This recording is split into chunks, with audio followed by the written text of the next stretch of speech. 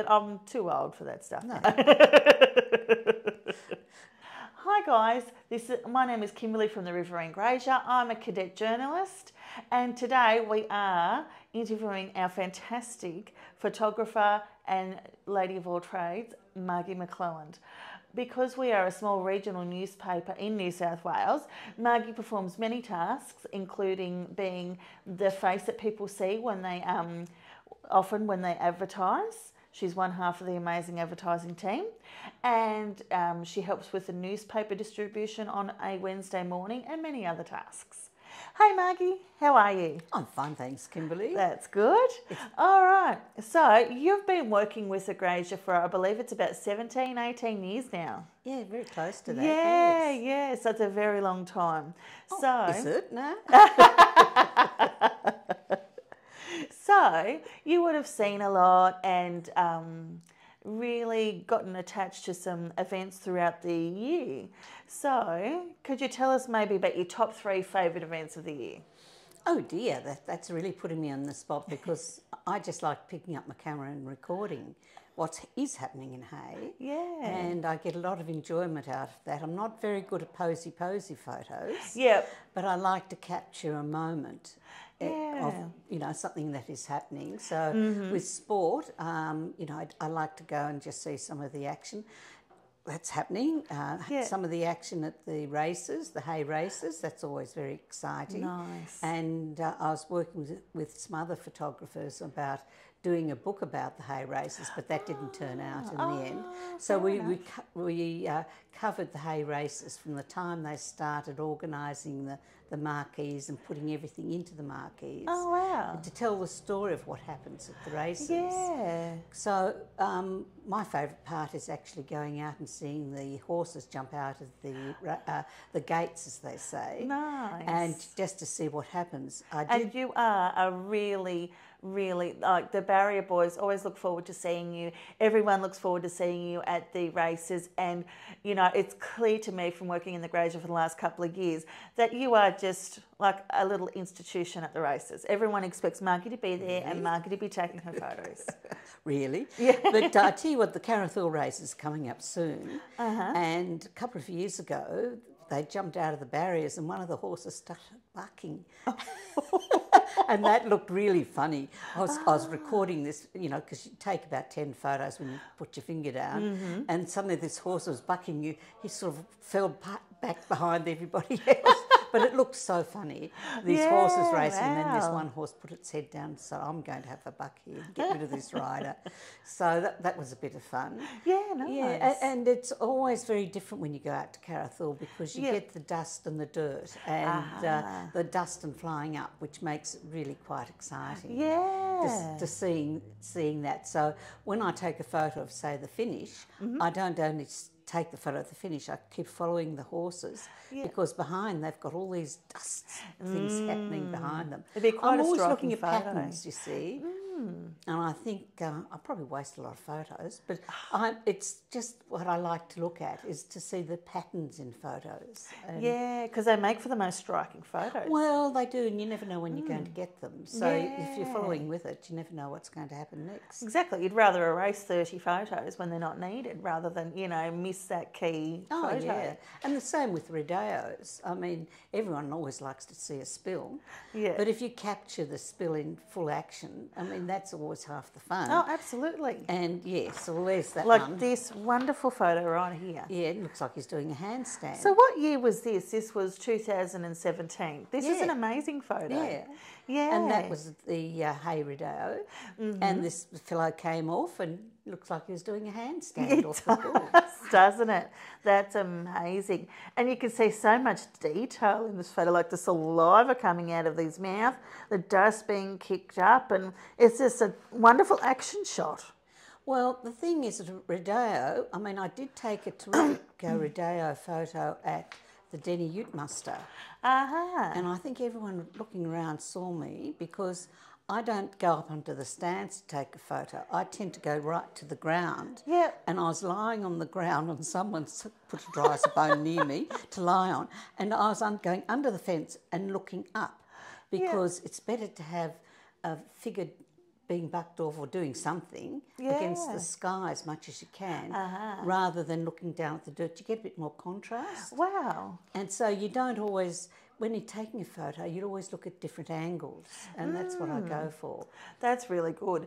I remember when I first started working here, and you really opened my eyes. I'm a terrible photographer. Before You're not. You're getting wonderful now. Don't thank put you. yourself down, That's please. very high praise coming from you. Before digital would come and you could see the photos, I would get film back and I'd have thumbprints on everything. Like I just my thumb on. So tell us about some of the tips that you would tell amateur photographers like me. That I found really fascinating, like tips for taking a photo. Well, the thing is, you've got to, the first tip I remember getting when I had a box brownie, which was my first camera, was to take a photo and always have your back to the sun. Yeah. Because you need the light on the people's faces. But these days people say, I don't want to look into the sun.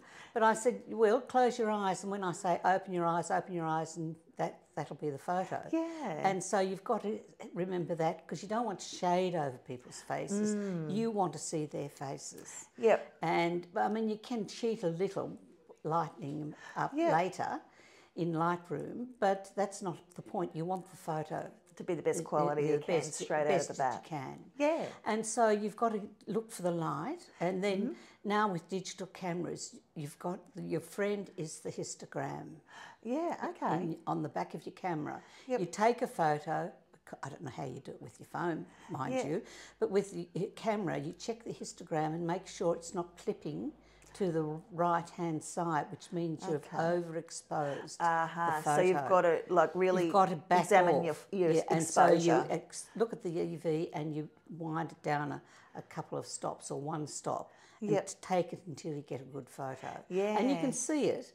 And if you get a proper exposure on a photo, you don't really need to play around with it too much. Yeah, wow. And then the composition, you've got to look at a person. You don't go and take a person's photo with a post coming out of the top of their head. Or like from your angle, I can see the bottle coming out of your head. Yeah, so I would move that bottle before I would take. Otherwise, it's quite a nice. That would make quite a nice photo of you. Yes, well, that's it. You've got to always look before you push your finger down. See what's behind someone, and so. And also you need to get your friends are your feet, because you've got to move in close as well to people, because you want the person to stand out. But on the other hand, if you're wanting to take say a work photo, you've got to have what their work tools are around them. To tell the story. Yeah, that tells the story. Yeah. So that's an environmental type photo.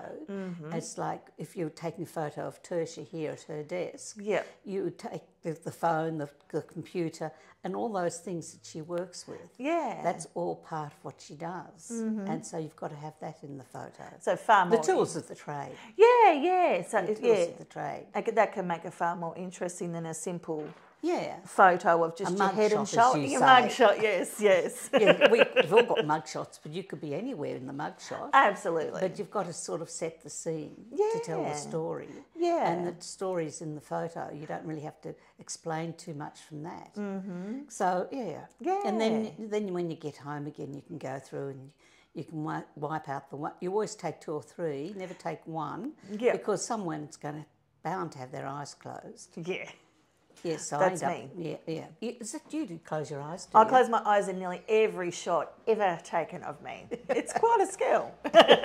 Really? But anyway, you've got to make sure. That's why I usually, when I go brrr, and then I've got 3 or 4 photos. Yeah. And then you can choose, because if you've got a group of people, I mean, if you've got 10 people in the photo, you might just take 5 or 6. Yeah. Because somewhere in there, someone's got their eyes closed. Yeah, absolutely. So we do our best.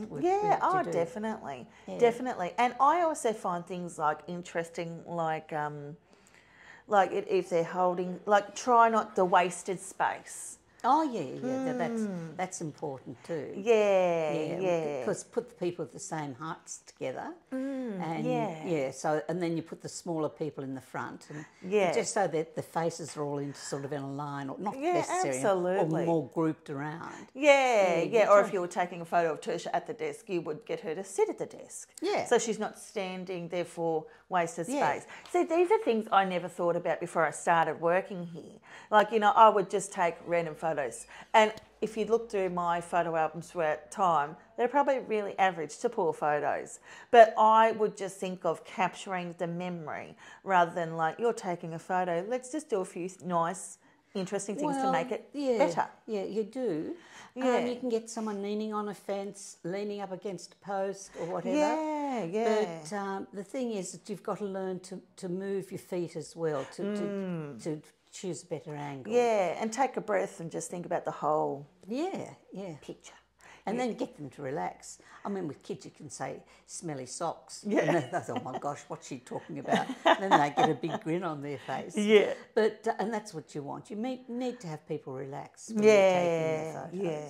Well, I hijacked this a little bit, so let's. I'm sorry, I didn't mean to. That's But okay.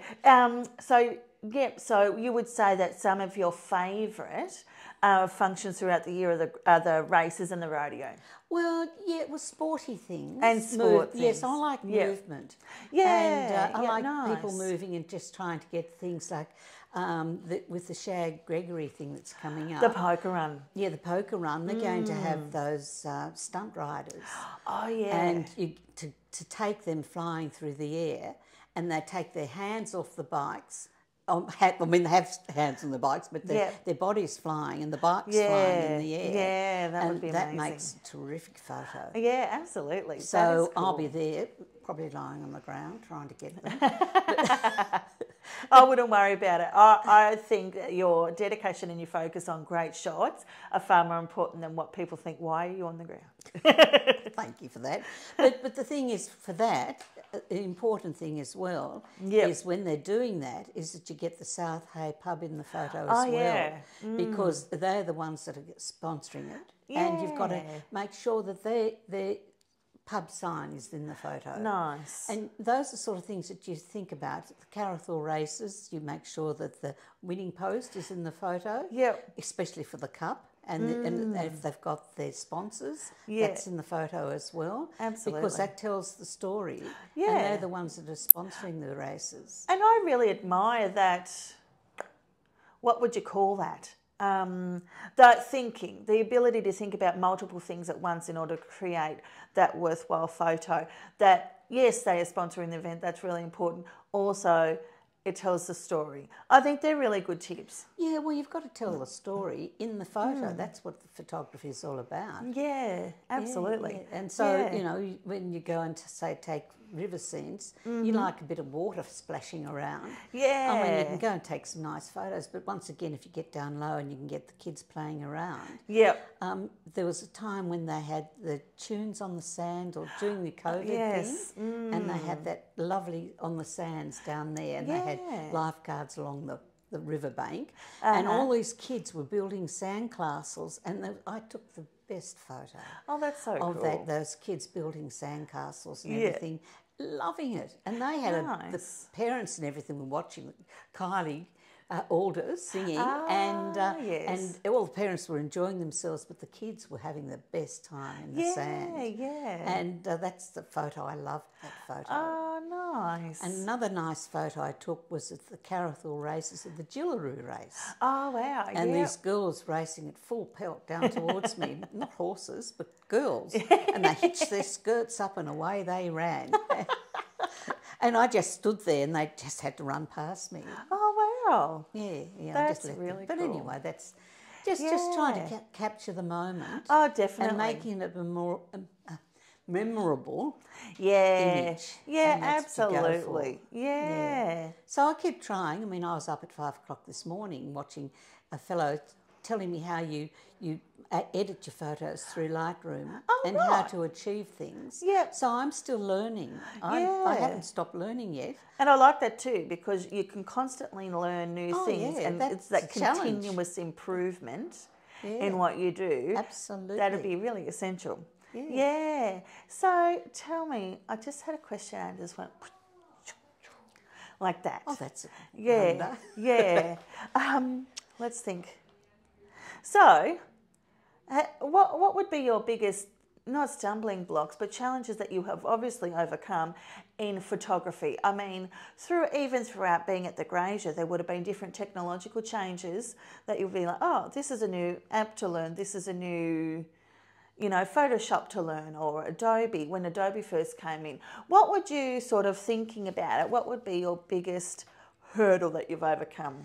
Well, initially I started off with film cameras, so Yep. I mean film photography. Yeah. And I'd say with Africa, I'd come back with, say, 30 rolls of film to be developed. Wow. And that was a very expensive exercise. Yeah, I could imagine, and so now I've got to make sure I've got digital records. So when we're travelling, I take extra hard drives, terabytes, and I download my photos to 2 different hard drives, so that if I lose one, I've still got my photos. Oh, good. Because we did have, when we were in South America, I did have a card reader with a lot of my photos stolen. Oh, no. We had a pickpocket and I didn't know it had gone. Oh, my goodness. Until about 2 hours later.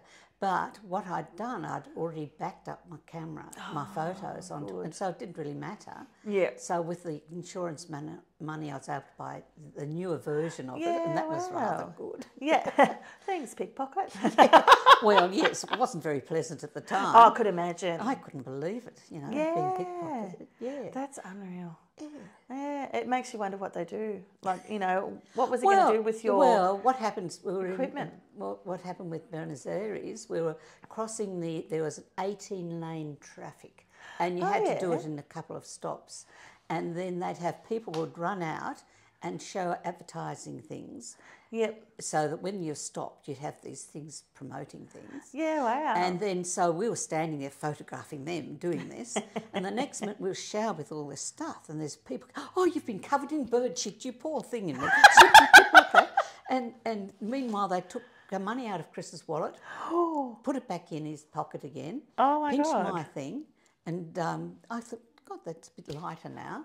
And Chris didn't realise until we got to Uruguay that he'd lost money out of his pocket. Oh, my goodness. Wow. And so then we had to spend the time at the police, and that was the fun and games it took. But anyway, so just always be aware of those sort of things. Your surroundings, yeah. When you're travelling. Yeah. So you not only are all over the place in Hay, doing this, doing that, covering all of our local events in our hometown, but you've travelled extensively around the world. What are some of your favourite photography highlights in your travels? Well, when we went to Scotland to see our daughter on the Isle of Coll, that was very special. Oh, wow. But when we were there, I'd just got a new camera, a film camera, and I'd taken 3 rolls of film, and then on the Isle of Coll, we don't know which one loaded the film into the camera. Okay. But when we got to Edinburgh, we thought, oh, we'll get some of these developed. Yep. And I just had about 8 rolls of Scottish mist. Oh, because we'd let light into the lenses, the shutter on the camera, let light into the lens. And so I then went and bought a cheapie camera. We had it fixed. Yeah. And so then I went overboard taking photos of Scotland because, I'd never do that again. Yeah. And that was disappointing and something to look at. Yeah. The best thing I think I can always remember was when we were at Chobe River with our kids. So where is Chobe River? Chobe in Botswana. Oh, righto. And we'd been camping at a place called Serenoa, and you can't do this now. Yeah, wow. And we all camped there. And that night, we were just about to have our meal, and we could hear some lions roaring. And our guide said, I think we better come back to the truck. So we came back to the truck, and then the lions just walked past. That was okay. Oh, my goodness. And then we were going to bed, and then the next minute we could hear lions roaring again. And one of these fellows said, I better get into my tent now. And so he raced off, and our son popped up. He'd been doing the roaring.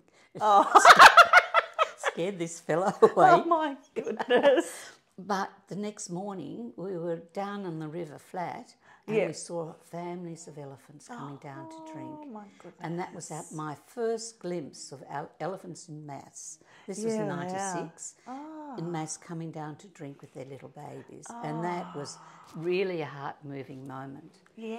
And then another special time was in 2019, once again in Botswana, up in Moremi. Yeah. We were there and our guide said, just be quiet.